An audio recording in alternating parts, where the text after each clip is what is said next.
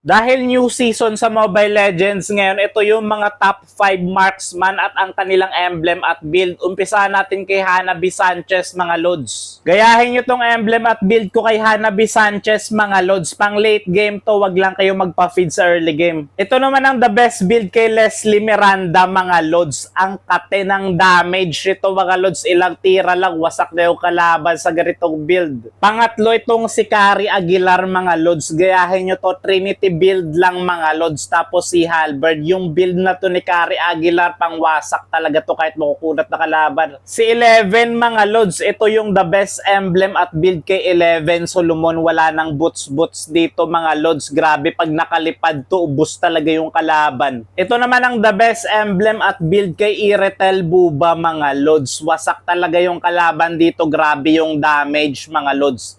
Sino yung hero na gusto nyo gawa natin ng build, mga lods? I-comment nyo lang.